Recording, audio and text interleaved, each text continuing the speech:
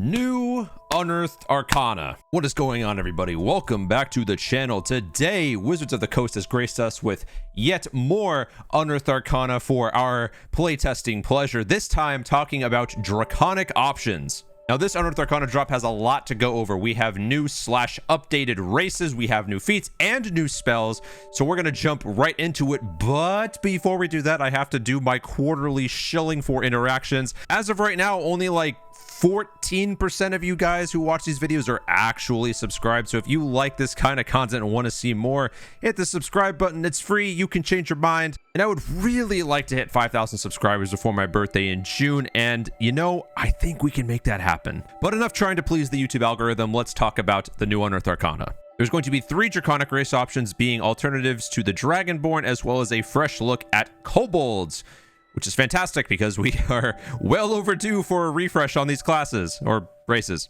Coming with a handful of feats that reflect a connection to Draconic power, and finally an assortment of spells. So, of course, this is playtest material. If you guys play with this content, be sure to tell them in the survey that comes with every Unearthed Arcana drop. Let them know if it's good or bad. That's up to you guys. So, Draconic Races. First off, creating your character because of Tasha's Cauldron of Everything.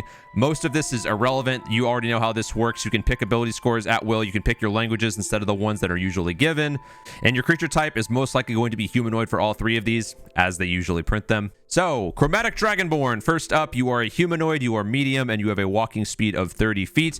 You have Chromatic Ancestry, which lets you pick any one of the normal Dragonborn types of the chromatic variety: Black Acid, Blue Lightning, Green Poison, Red Fire, and White Cold. There's nothing new there, but they have made a modifier to the breath weapon. Breath weapon, when you take the attack action, you can replace one of your attacks with an exhalation of magical energy in a 30-foot line that is 5 feet wide. Each creature in the area must succeed a dexterity saving throw against the DC of 8 plus your con modifier plus your proficiency bonus, or takes 2d8 of the associated type based on what chromatic dragon you are, or half as much on a successful one. This damage increases by 1d8 at 5th, 11th, and then 17th level. So, massive buff to this. Fact of the matter is, breath weapons used to have to be their own thing, but you can now do this as part of an attack action. You can use this trait a number of times equal to your proficiency bonus and regain all uses on a long rest. Your breath weapon, previously written, did not have this function. You could only use it a certain number of times that would not able to be scaled with your proficiency bonus. So they have basically very mega buffed the breath weapon attack, because goes based on the number of attacks you have as part of the attack action. So if you're a fighter with 3 or so attacks, you could theoretically replace all of your attacks with your breath weapon, which scales with damage, as it normally does anyway. But you could just replace all of your weapon attacks with breath weapon attacks. That's pretty nutty. Draconic Resistance. You have resistance to the damage type associated with your chromatic ancestry. Makes some sense there. But you also get Chromatic Warding. Starting at 3rd level, as an action, you can channel your draconic energies to protect yourself for 10 minutes. For 10 minutes, you become immune to the damage type associated with your chromatic ancestry. Once you use this trait, you cannot do it again until you finish a long rest. Now, damage immunity is a pretty big deal. While it is a niche case, depending on the scenario you're in, the enemies you're fighting, etc., you can basically kind of pre-plan out based on whatever game you're running. I mean, it's a little bit metagaming, but like if you're going to do something like the Descent into Avernus campaign like I'm running, you could pick the red Draconic Ancestry and just be immune to all the fire damage from all of the fiends that are going to be attacking you. That's insane. Again, very niche case, but also very powerful. So I'm a big fan of how these Chromatic Dragonborn are getting buffed. This is great. Moving on, Metallic Dragonborn. No surprise there, the counterpart to the Chromatic Dragonborn. Metallic Dragonborn, you can get a humanoid, you are medium, and you have a walking speed of 30 feet. Metallic Ancestry, you pick any of the metallic types. None of this is new. Breath weapon, same deal. When you take the attack action, it's the exact same deal as the Chromatic Dragon, with the difference of it being a 15-foot cone rather than a 30-foot line. Each creature must make a save equal to the exact same amount, 8 plus con plus proficiency, and a creature will take the same amount of damage. That also scales and also has the same number of uses. And the exact same deal here, Draconic Resistance, when you have a resistance to a damage type associated with your metallic ancestry. However, rather than gaining an immunity to the damage type, they instead get Metallic Breath Weapon. At 3rd level, you gain a 2nd breath weapon, When you take the attack action, you can replace one of your attacks with an exhalation that is of magical gas in a 15-foot cone. The save is the exact same as the first one. When you use this ability, you can make each creature in the area succeed on a saving throw or be pushed back 20 feet away and be knocked prone, or each creature must succeed on a constitution save or become incapacitated.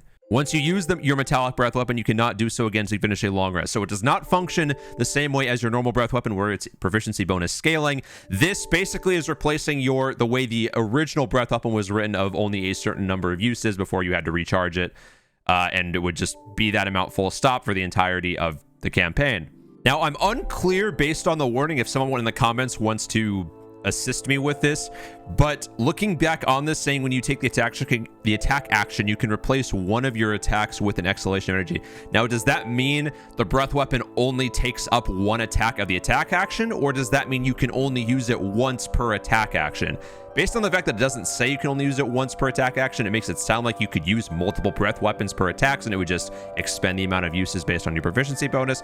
But I'm not sure based on the wording if someone wants to clarify that in the comment section below, and I'll pin it, because that seems like a very important thing to get correct. But this metallic breath weapon on the metallic Dragonborn, very powerful, massive amounts of crowd control once per long rest. This is definitely very comparable in power level to the one immunity to a specific damage type. I'm a big fan of how both of these have been printed so far. Moving on, we have the Gem Dragonborne. Dragonborn with Gem Ancestry partake of the heritage of Gem Dragons who claim to be heirs of the Ruby Dragon Sardior, the firstborn of all creation made by Bahamut and Tiamat in the first days of the first world. There's a lot of lore here. But your Gem Dragonborn traits: you are a humanoid of medium size with a walking speed of 30 feet. Gem Ancestry: you trace your ancestry to a gem dragon, granting you special magical affinity. Choose one type of dragon from the Gem Ancestry table. This determines the damage type of traits as shown on the table. You can be an amethyst, crystal, emerald, sapphire, or topaz, and your damage type is force, radiant, psychic, thunder, or necrotic. This is really cool. Moving on, you get your breath weapon, which in this case is a 15-foot cone, making the exact same save as the previous two. A creature taking 2d8 of your associated Gem Ancestry damage, or half, and in scales per 5th, 11th, and 17th level, same as the previous ones. You can use this trait a number of times equal to your proficiency bonus and get them all back on a long rest. You also get your Draconic Resistance, same as the other two. And your Psionic Mind. You can telepathically speak to any creature you can see within 30 feet of you. You don't need to share a language with the creature, but the creature must be able to understand at least one language. Your communication doesn't give the creature the ability to respond to you telepathically. So similar to some other abilities, this is fine, probably. I've never really been a fan of one-way communication abilities, but is what it is. Gem Flight. Starting at 3rd level, you can use your bonus action to temporarily summon an array of spectral gems that match your gem's ancestry in the shape of wings that last for 1 minute. For the duration, you gain a flying speed equal to walking speed and can hover. Once you use this trait, you cannot do so again until you finish a long rest. So, flight built into base kit of the race.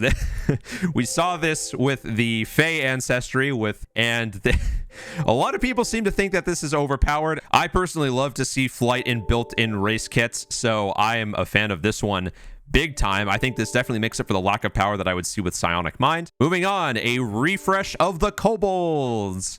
So, you are a humanoid of the small variety. Your walking speed is 30 feet. You have dark vision. You can see in dim light within 60 feet of you as if it were bright light, and darkness as if it were dim light. You discern colors of darkness as shades of gray. Draconic Legacy. Your kobold connection to dragons can manifest in unpredictable ways in an individual kobold. Choose one of the following legacy options when you select this race. You have advantage on saving throws to avoid or end the frightened condition on yourself. You know one cantrip of your choice from the sorcerer's spell list. Intelligence, wisdom, or charisma is your spellcasting ability for that cantrip, which you can choose, which is nice. And you can make unarmed strikes with your tail. When you hit with it, the strike deals 1d6 plus your strength modifier bludgeoning damage instead of the bludgeoning damage normal for an unarmed strike. So you can take one of these, all of these. Very nice to have built-in base kit, so a good amount of versatility here. Draconic Roar. As a bonus action, you let out a Draconic Roar at your enemies within 10 feet of you. Until the end of your next turn, you and your allies have advantage on attack rolls against any of those enemies who could hear the roar. You can use this trait a number of times equal to your proficiency bonus and regain all uses on a long rest. There's actually a comparison chart here based on what kobolds used to have versus what they have now. Something to note here, they basically just changed the Grovel, Cower, and Beg that functions the exact same way as Draconic Roar, but it's no longer pathetic. Kobolds have lost pack tactics and sunlight sensitivity, so basically both a pro and a con here that have been removed from the class in favor of adding Draconic Legacy, giving you a choice of a pro to add to your character. So overall, a pretty decent refresh overall. Again, we'll have to playtest and see how it functions compared to the old Kobolds, but I think this is very promising. Moving on, we have new feats. And these feats are in the theme of Gift of the Chromatic Dragon, Gift of the Metallic Dragon, and Gift of the Gem Dragon. So first off, we have Gift of the Chromatic Dragon. As a bonus action, you can touch a simple or martial weapon and infuse it with one of the following damage types: acid, cold, fire, lightning, or poison. For the next minute, the weapon deals an extra 1d4 damage of the chosen type when it hits. After you use this ability, you cannot do so again until you finish a long rest. So adding 1d4 damage for 1 minute, 10 rounds, 10 possible attacks, which means an additional possible 10d4 damage at base, not including any extra attacks whatsoever. So pretty nice overall. When you take acid, cold, lightning, fire, or poison damage, you can use your reaction to give yourself resistance to that instance of damage. You can use this reaction a number of times equal to proficiency bonus, and you regain all expended uses when you finish a long rest. So pretty nice. You could take this as a tank and just ignore 5 different types of, not ignore, but resist 5 different types of damage. For a feat, not bad. Next up, we have Gift of the Metallic Dragon. You learn the Cure Wounds spell. You can cast the spell once without expending a spell slot. Once you cast the spell in this way, you can't do so again until you finish a long rest. You can also cast the spell by using spell slots you have. The spell's spell casting ability is Intelligence, Wisdom, or Charisma when you cast it with this feat, which you get to choose. Very nice. You can manifest protective wings that can shield you or others from attacks. When you or another creature you can see within 5 feet of you is hit by an attack roll, you can use your reaction to manifest spectral wings from your back for a moment. Roll a d4 and grant a bonus to the target's AC equal to the number rolled against that attack roll, potentially causing it to miss. You can use this reaction a number of times equal to your proficiency bonus, and you regain all uses when you finish a long rest. Very similar to parrying, but it works for your allies rather than yourself. Very cool. Gaining Cure Wounds as a spell, pretty nice overall for some of the classes that can't heal. You can look at giving this to something like your sorcerer, your wizard, or your warlock, who already might have a really good spellcasting modifier but isn't able to heal. This is pretty nice overall, and the fact that you can cast it normally with spell slots means you can still escalate it normally the same way a normal healer would. So I think this one is a very nice one to pick up if your party happens to be lacking on healing for whatever reason. Moving on, we have Gift of the Gem Dragon. You've manifested some of the Gem Dragon's benefits. You gain increasing your intelligence, wisdom, or charisma by 1 to a maximum of 20. And when you take damage from a creature that is within 10 feet of you, you can use your reaction to emanate telekinetic energy. The creature that dealt damage to you must succeed on a strength saving throw. DC equals 8 plus your proficiency bonus plus your modifier of the score increased by this feat. Or take 2d8 force damage and be pushed 10 feet away from you. You can use this reaction a number of times equal to your proficiency bonus and regain all uses when you finish a long rest. Now, for a feat, I'm not really sure how I could place this one in terms of power level. The ability score increase is nice, but this basically functions kind of like Hellish Rebuke Light, where you're taking less damage from it. It doesn't scale at all. And you get the pushback is nice, as you can then run away without provoking opportunity attacks. However, there is no limit to the type of creature that can be pushed back after you take an attack, so this could be definitely used to get out of some sticky situations should they fail their strength saving throw.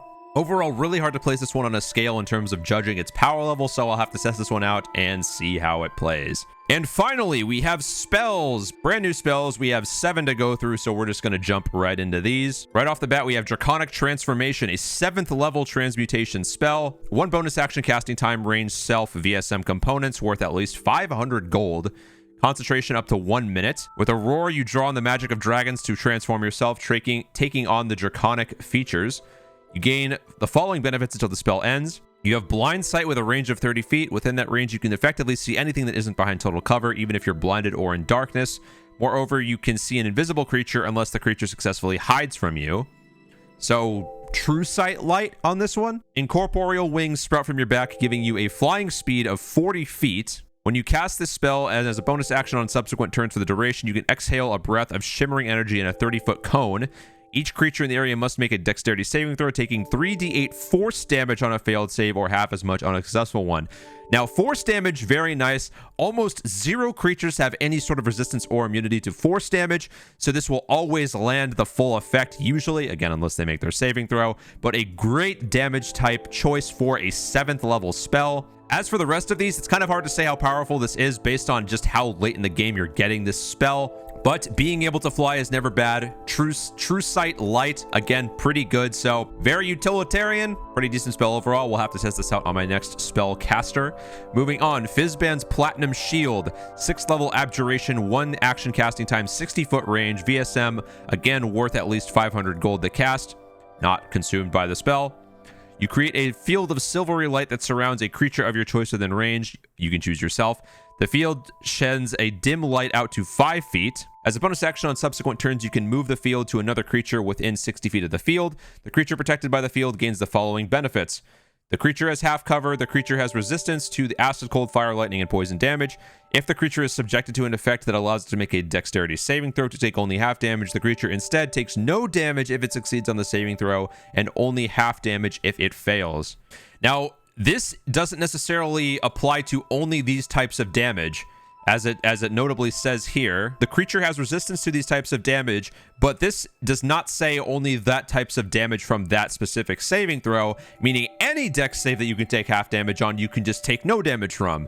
So very powerful spell. 1 minute of taking no damage based on dex saves and half damage based off of different types of damage. Very nice tank-based spell overall, considering you can cast this on somebody else, not yourself.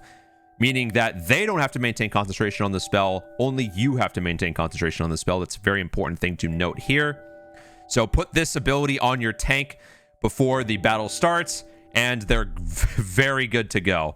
Next up, we have Flame Stride, a 3rd level transmutation, casting time 1 bonus action, range self, VS components, duration concentration up to 1 minute. The billowing flames of a dragon cover your feet, granting you explosive speed. For the duration, your speed increases by 20 feet, and moving doesn't provoke opportunity attacks.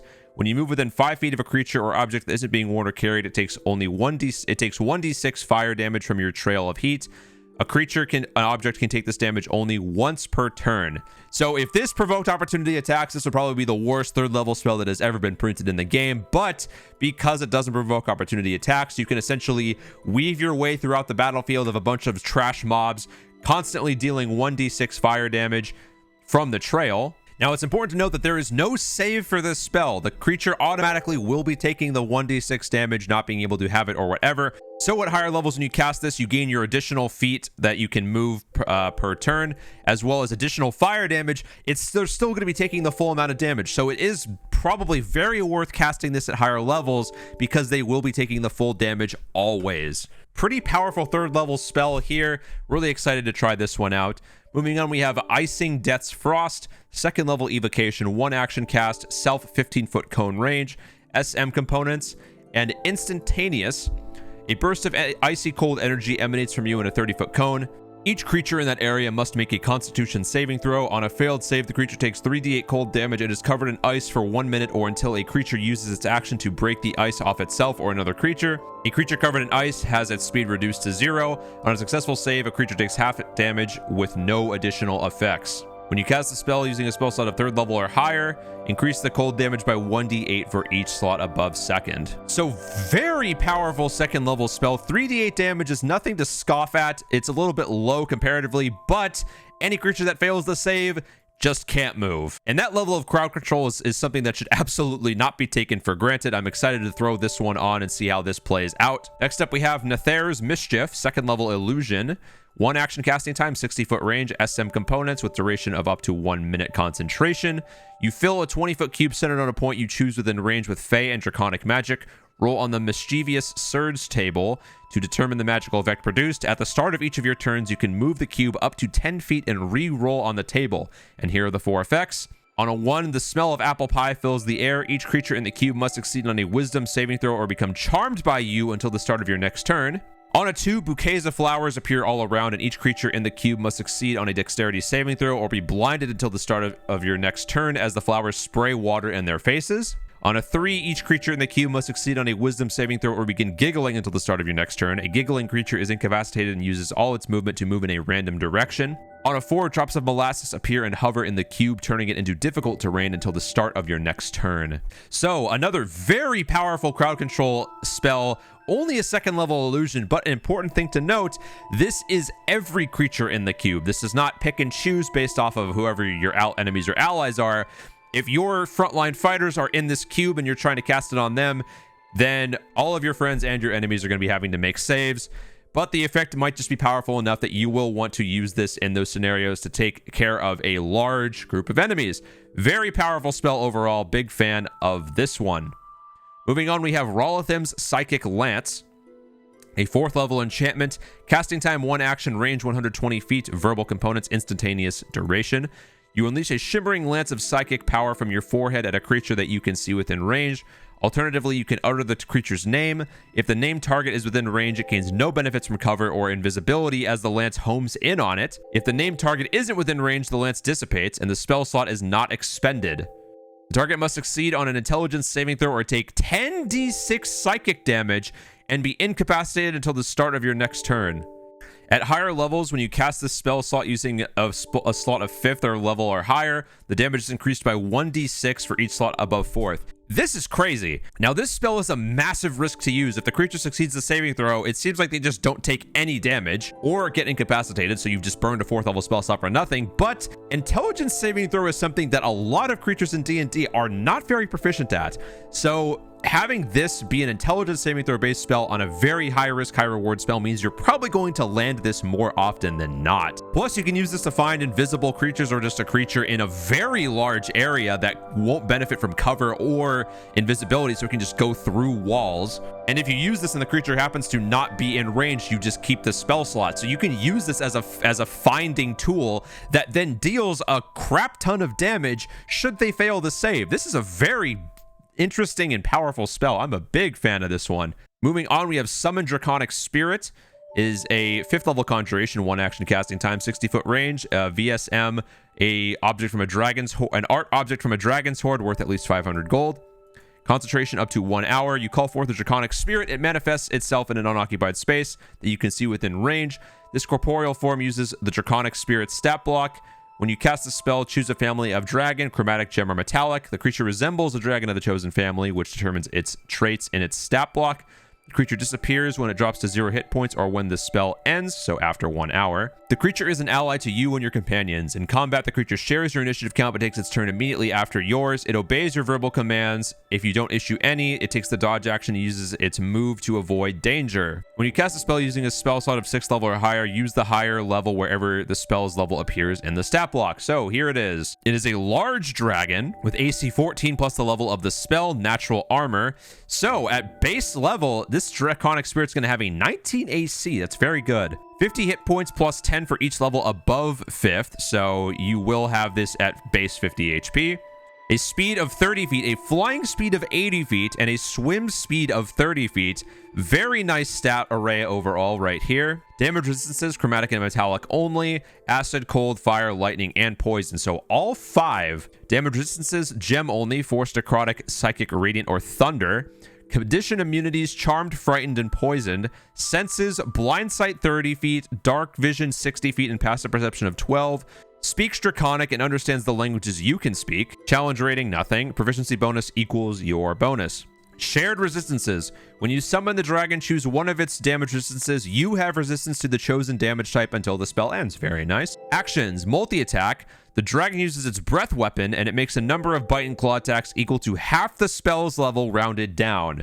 So at base level, you will be making 2 multi-attacks with this, but if you cast this at 6th level, you automatically give your Draconic Spirit an additional attack during its multi-attack. Bite and Claw, melee weapon attack, your spell attack modifier to hit, reach 10 feet. One target hit deals 1d6 plus 4 plus the spell's level of piercing damage. And Breath Weapon exhales a stream of multicolored energy in a 30-foot cone.